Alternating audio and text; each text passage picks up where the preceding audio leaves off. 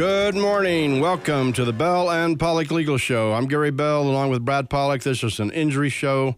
We are injury attorneys. We're here every week to teach you about a different injury subject, to give you information, to educate you, to teach you, try to give you a level playing field with the insurance company that's going to try to beat your claim, reduce your claim, mitigate your claim. And by the way, we do another show. It's a live show on Saturday mornings at 7 o'clock.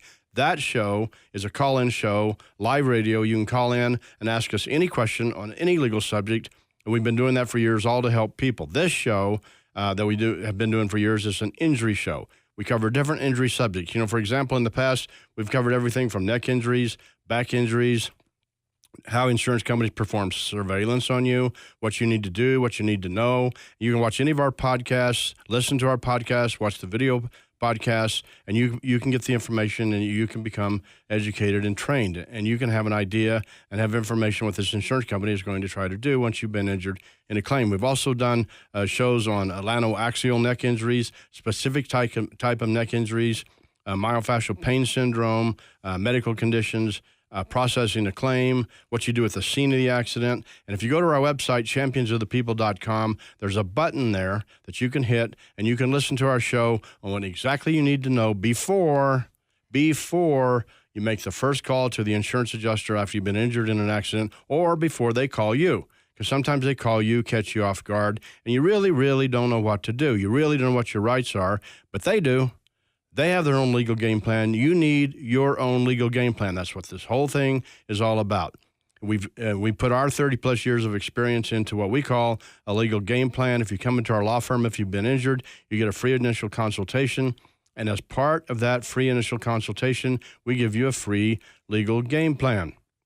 A game plan on how the accident happened, how to win liability, how to win your damages, how to win your injuries. You need to know these things. The insurance companies have their own legal game plan. Who do you have?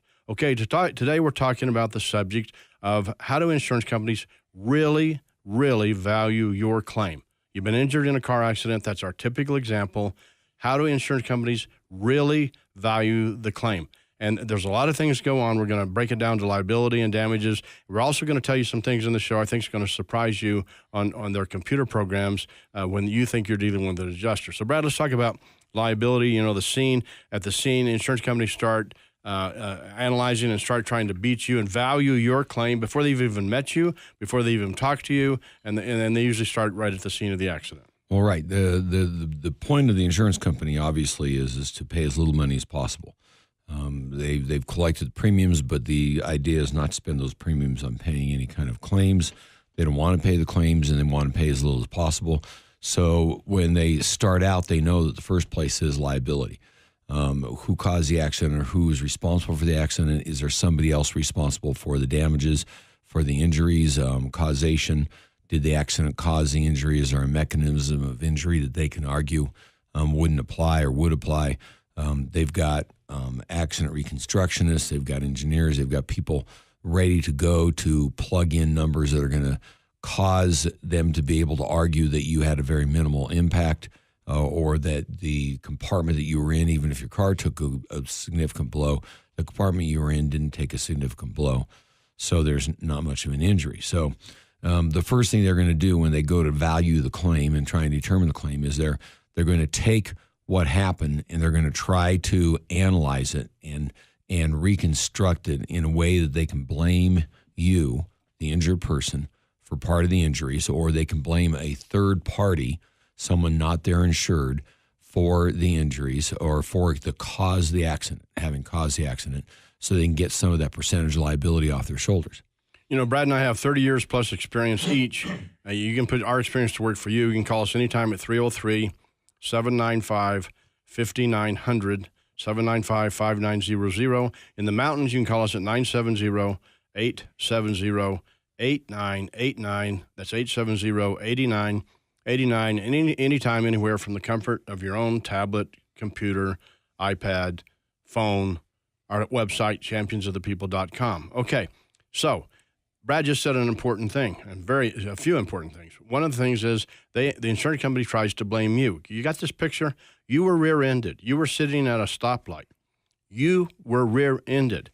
I can't tell you how many people come in and say that, this wasn't my fault. I was rear-ended. Why is the insurance company trying to blame me when I didn't do anything wrong? Well, that's how they value. That's part of the process of how they value your claim. You said, well, wait a minute, I've just got medical bills and I've got some injuries. I went to the doctor. They're also going to look at liability to try to beat you, to try to blame you for part of the accident. If they can blame you, Brad, we've covered the doctrine of comparative negligence before. Comparative negligence, comparing your negligence, and you say, I didn't have any. Comparing your negligence against the negligence of their insured, the driver who hit you. If they can get you blamed for part of the accident, they're going to reduce your damages, reduce your valuation, and that's how they do it on liability. They attack the area of liability first, meaning who's responsible and how much is each person responsible. Well, that's, you've got to understand, this is what the game is all about. And when you say, wait a minute, I didn't do anything wrong, you've got to watch out for the interview, because they're going to call you up and they're going to want to talk to you about your case. Now, again, you have to understand the insurance companies don't believe they need to play fair, and they don't want to play fair. And so even though they're getting your statement and they have their own insured statement, they can take what their insured told them, they'll twist it, they'll turn it, they'll try and make it something that they can blame, or that they can put some of the fault on you. They'll be knowing what angles they're coming from. They'll act like really nice people, like nice interviewers, like They're really concerned, like it matters to them to help you. They might even indicate through their tone of voice that they're sympathetic to your position. But what they're trying to do is get you now to give them some information or to say something that they can use against you, that they've got recorded, because they've got your permission to record it, that indicates you were either going too fast, or you weren't looking where you were going, or you didn't wait long enough to make your left-hand turn, or that you came into the lane in front of their insured a little too soon, or without giving them enough room to be able to maneuver. And they're going to do a lot of things they're going to be saying and doing that they're doing and saying, not for the purpose of really discussing the case with you, but for finding ways to blame you for the accident. If they can blame you, that's part of their valuation of their claim, because at the end of the claim, when they start to pay you for your injuries, then they say to you, well, you were partly at fault, therefore we're going to reduce your payout by 20%, 40%, 45%, some percentage, and therefore we normally would pay you here, which is going to be a low-ball estimate anyway, but then they're going to reduce it further by saying you were at fault. Now, one of the big instances and good examples is the fact that, let's say you were rear-ended, and you say, how could that be my fault? I was just sitting there.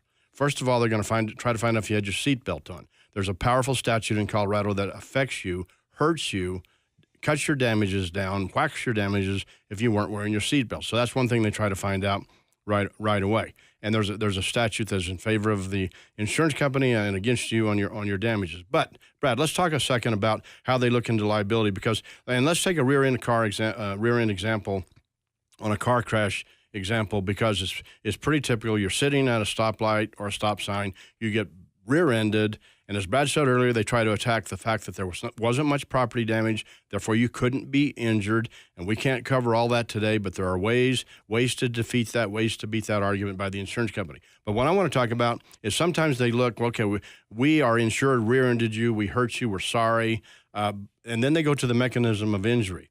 And because they don't want your body to be turned, torqued, they don't want your head to be turned, and so they say to you there was no mechanism of injury. Maybe we rear-ended you, but there's no way you could be hurt because there's no mechanism of injury. Right. They're going to say, well, this is just a normal activity that you're going to experience from time to time in daily life. It's no different than sneezing or stepping off a curb accidentally, or playing or being in bumper cars at the local amusement park. They're going to talk about how this is something that you really didn't have much impact on you. The forces that occurred weren't much on you. They were all eaten up in the cars, or they were diffused over the car, but they didn't come into you. Or if the car wasn't damaged, they're going to say, well, the car didn't have any damages and the force couldn't have been that big.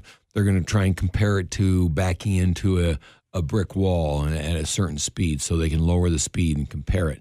They're going to take all these different angles that they can to try to minimize the impact, the forces of energy, the forces of the mechanism of injury that could have applied to you.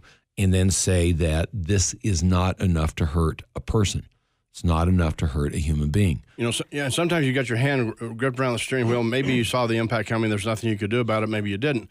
But then they say, well, you couldn't have sustained an arm injury. That's impossible. That's impossible under science. That's impossible under medicine. That's what they say. And they have these experts in their game plan against you. You need to have your own legal game plan. But they try to say you couldn't sustain an arm injury. You didn't hit your arm. You didn't bang your arm. You couldn't have sustained a head injury. You didn't hit your head. Well, there's rapid acceleration and deceleration modalities in science that do support the fact that you do have a traumatic brain injury, and you can get a traumatic brain injury from rapid acceleration and deceleration, and you do not have to hit your head. But those are just a few examples, giving you the tip of the iceberg. They say you couldn't have injured neck on the left side because the way you've described your body position is against science. Therefore, you must be making this up.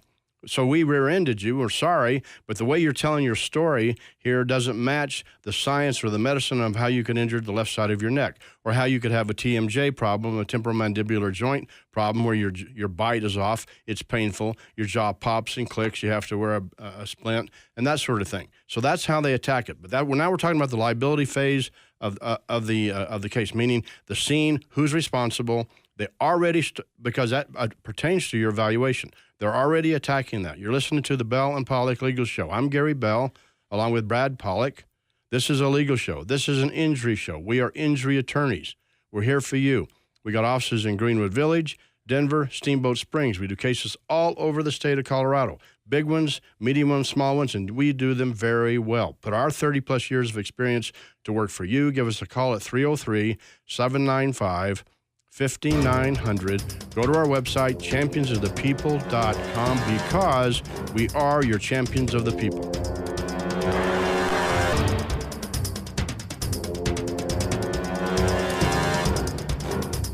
Good morning. Welcome back to the Bell and Pollock Legal Show. You know, our law firm is Bell and Pollock.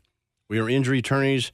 Brad has over 30-plus years of experience doing this kind of work. I have to have the same thing, over 30-plus years of experience. We've been together for a very long time, over 30 years, helping people like you, helping injured people, helping their families, helping them put their lives back together again. An injury can be very devastating. Don't you let the insurance company convince you this is no big deal. They're there to beat you. Today we're covering how the insurance companies really value these claims. First part of the show, we talked about liability, how they try to blame part of the accident on you. That's part of their valuation process, because there are little computer programs that we're going to get to in a minute assign for your injuries a certain low-ball value. Not up here what the fair compensation is, but a low-ball value. And from there, they're going to start subtracting more because they're going to blame you for part of the accident. And you say, I was rear-ended. I can't do it. I don't understand. So, Brad, let's talk about repricing of medical bills for a second, because part of your claim is involving medical bills. And that's part of they have to pay you back for your medical bills. Even if it was paid by another source, they have to pay you for your medical bills. And so how do they go about doing this on the valuation of the claim subject? Well, we've talked a number of times in different shows about how your medical bills are valued and what compensation you get for your medical bills as a result of being injured by a negligent party. But insurance companies have a new twist on it. And what they do is they realize that they can't take advantage of the amount that actually gets paid by the health insurance company or by Medicaid or Medicare or some other entity. They want to take the benefit. They want to have that benefit passed on to their negligent party, but the courts have said that's not right. That a negligent fault person who's committed some kind of fault shouldn't be able to take advantage. So the insurance company's next argument has always been, well, we should only have to pay what is the usual and customary fee and a reasonable and necessary fee. Those are big words, usual and customary and reasonable and necessary. And so what they do is they take a look at and they go after the bills and they reprice them into different categories, giving them different codes, saying, doctor, you weren't doing these things that you should have been doing or to reach this code, this particular code, this ICD code, that's going to allow you to be able to collect a certain amount of money. Or they look and they say your care wasn't necessary at all, and therefore you shouldn't have given it. They'll even look at hospitals and say the hospitals are charging more than the usual and customary rate. They'll tell doctors are charging more than the usual and customary rate.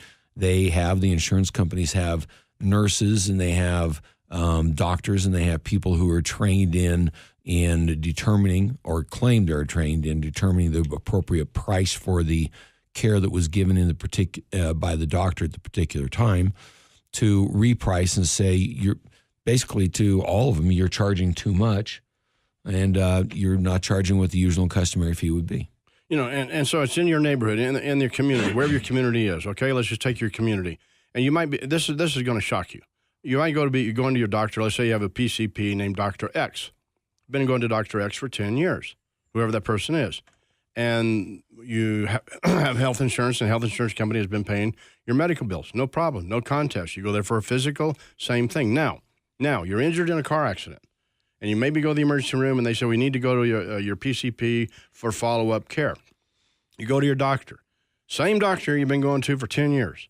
Now the same charge, the doctor looks at you, examines you, does a clinical examination, listens to your subjective symptoms, and has a treatment plan for you. Then they submit their bill. Now the insurance company, for the at-fault party, the one who injured you, can say, and they usually do say in one way or the other, we're not going to pay that bill in full because the bill's not reasonable. It's not necessary. This is your own doctor's charges you've been paying for 10 years. But they have a computer program, that's one way they do it, that says they're going to reprice your bill. So if the doctor charged you $500 for that visit, and maybe took an x-ray, something like that, they're going to say, we're going to pay you $230 because $500 is not reasonable and necessary. This is the same doctor you've been going to for years. And they do that for every one of your treaters. They have these computer programs, and they're called different names. We're going to try to get into that a little bit today, but we're just covering the tip of the iceberg. So they try to reprice your bills. Why, Brad? Because part of your medical bills are part of your valuation of your claim. So they're going to try to prove you were at fault of the accident. That's liability. They're going to try to reprice your medical bills, get them down. And when you ask them, well, wait a minute, why is this? Why are you reducing this bill? Because they'll tell you it's not fair and reasonable, and our computer program says it isn't. Although they don't usually try to mention the computer program. Well, the amount of the medical bills forms one of the basic stands, or one of the basic legs of your claim. And so they know they need to attack that. And they know they need to attack it by, one, saying either the care wasn't necessary, or by saying the bill was too high. The doctor just overcharged. And that's what they want to do. And so they're going to go in, they're going to make that claim. They're going to attack your doctor, and you want to make sure your doctor is on board to protect you. Because if you're following your doctor's advice and doing what the doctor says, the doctor should be willing to come forth and say, look, this patient followed my advice, did what I said, and therefore the bill's appropriate. The funniest thing you get to is if you don't follow the doctor's advice, then the insurance company will come in and say you didn't follow the doctor's advice, and therefore you shouldn't get any money because you weren't following the doctor's advice. Right. They say you weren't a compliant patient, therefore you're responsible for your own injuries. You could have helped yourself better. You could have done things better. So on your injuries, you didn't follow the doctor's instructions. You didn't take the medication. You say, well, the medication upsets my stomach. Well, he prescribed it or she prescribed it, and you didn't do it. This is how they do these things. You need to know all these things. You need to have attorneys that know all these things. You can come see us anytime for a free initial consultation, 303-795-5900, or go to our website, championsofthepeople.com. Now, Brad just touched on an interesting, very important, critical point, and that is, so you go to the doctor. The doctor says, maybe you need some physical therapy. I'll write you a script for physical therapy. Here you go. Off you go. Then the insurance company later says, you didn't give it good effort in the physical therapy sessions, or you were a no-show one time out of 12, or those physical therapy sessions were excessive. Yeah, but my doctor prescribed them for me. Well, our computer program, we think they were excessive, so we're not going to pay for those. We're not going to put those as part of the valuation of your claim. We're going to deduct those. We're going to reduce your claim. And this is the way it works. Brad, you go through all these conservative modalities of treatment, and they can't have it both ways. And both ways means, number one, they say, well, you didn't go to the protocol, you didn't go to therapy, and you should have. Number two is you had too much therapy. It was excessive treatment. You went to the chiropractor too many times. Let's just talk about that a second. They're going to argue both ways, and they're going to try and have it both ways. They're going to look and they're going to say, look at this one doctor you didn't go to enough, should have gone to more. Of course, they're not going to say, here's the money you should have had to be able to go to that doctor. And then they're going to say, and you went to this other doctor too much, and you shouldn't have gone to that doctor anymore, regardless of what the advice of the doctors were. You should have been making up your own mind, but then the minute you make up your own mind and decide to try to manage your own care, they're going to say you're not able to manage your own care and you should have been doing what the doctors say, and when you didn't, you caused your own injuries or you failed to recover timely. So, the bottom line is when the insurance company is valuing your claim, they're looking for whatever they can say, whatever they say is wrong, whatever they can say in 2020 hindsight they don't believe should have occurred. And believe me, they can be very compelling and very argumentative about what you should have done with 2020 hindsight and why now you shouldn't get paid for that medical care. Or you should be paid next to nothing. And you need attorneys that know how to fight this. You need to know how to fight it. That's why we do these shows. Okay, let's talk about the bigger picture, Brad. So we've talked about liability. We've talked about repricing your medical bills, even when you've been to that doctor for 10 years. And so let's talk about the bigger picture. They're going to finally give you an offer to settle your case. And there's categories of damages, which we don't have time to go into today. We've covered in a different show. But they're going to give you a valuation and an offer. And they use computer programs. And they have these programs. And one of the programs was called ACE, ACE. Basically, the programs was designed to reduce their payouts. There was another program, are you ready for this, called Bring Back $1 Billion. What do you think that means? Bring back $1 billion to this insurance company. And how are we going to do it? Part of the way we're going to do it is through claims. You can figure that out. If an insurance company saves $1,000 on 1 million claims, how much money is that? So you see where the motivation is. Brad, let's talk about these computer programs and their valuation because, they say this is all we're going to offer you. Take it or leave it. And sometimes they don't even offer you the amount of your medical bills. Well, ACE, Bring Back $1 Billion, Colossus, all these different programs are insurance company programs, which first of all, you have to start questioning some of these computer insurance programs when you as the injured person and where we as personal injury lawyers start saying, okay, give us the basis, tell us the program, tell us how you wrote the program, tell us what's involved in the program and how it calculates, and they say, no, we're not going to give you anything on that. We're going to tell you this is the value of your case, and we've done it through this particular source or this particular program, and that's what we come up with. And you start saying, well, how are they valuing different elements of your case? And what are they valuing? Because you got to understand that by utilizing these programs, most insurance companies are artificially lowering the value of your claim. They plug in such things as damage to your vehicle, expected length of treatment, expected cost of treatment, and a number of other objective variables before determining a value. However, they leave out certain things that are very important. They don't take into account things like pain and suffering. They don't take into account things like the duration of your pain and suffering. They put in their numbers for what the cost will be for your future care. They put in their numbers for what they think your medical expenses will be. When you start trying to figure that out and find out what they're using, they won't tell you. So you can't compare your numbers to their numbers for apples and oranges. And they don't want you to go see an attorney, but what they happen to do, let's say your medical bills are $19,000 and you have injuries to recover over and above that. Your claim is worth much more than $19,000. And let's say they run it through and they offer you $14,000, take it or leave it for everything. And so you don't even have enough money to pay your medical bills. And that's their offer. Then you are forced to file a lawsuit. Then they say, you're greedy. Then they say, your lawyers are greedy. All these lawyers are greedy. You're greedy. What about them? What about the fact they won't even pay you your amount of medical bills? We got another show on the fact that you can't bring some of these issues up at trial, so the jury never knows that they didn't even offer you enough to pay your medical bills. The jury never hears that because that's part of settlement negotiations. So the big point here is they got these computer programs and internal programs where they're going to reduce or try to mitigate the amount of money they pay you on the claim, and they do it through different ways, CPT codes, treatment notes, that sort of thing. But you need to know that happens. You can call us anytime. Our law firm is Bell and Pollock. We've got offices in Greenwood Village, Denver, and Steamboat Springs. Put our 30-plus years of experience each to work for you with our free initial consultation and our free legal game plan. That's what you need. We'll be right back.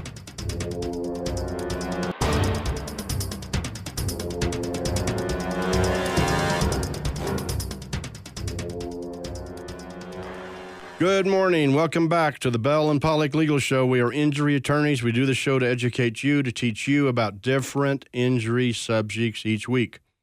Hopefully, you get a level playing field and get on a level playing field with the insurance company who's going to try to beat your claim. Okay, Brad, so a couple of takeaways for today is you just understand that they're going to attack your case. They're going to try to, and how they value it, they're going to try to blame you for the accident.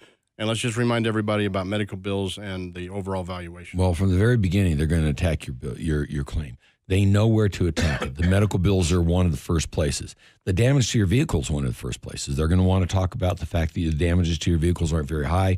The cost to repair isn't very high. So they try to get you to go with their appraisers, with their adjusters, with their shops that maybe charge less, use different kinds of parts, aftermarket parts, or they do something else that keeps the value of and the cost of the repair to your vehicle down. Because if they can keep these basic numbers down and attack those, they can attack the ones that don't have basic numbers, because if they're using any kind of modifier or multiplier off that, they've created a lesser number that they're beginning with. So from the very beginning, before you ever even get in that accident, they've got themselves set up with different people, different companies, different entities. They're going to take these basic elements and keep them as low as possible. Right. We can't cover every subject today. You can call us anytime, 303-795-5900, or our website, championsofthepeople.com. Because we are your champions of the people. We'll see you next week.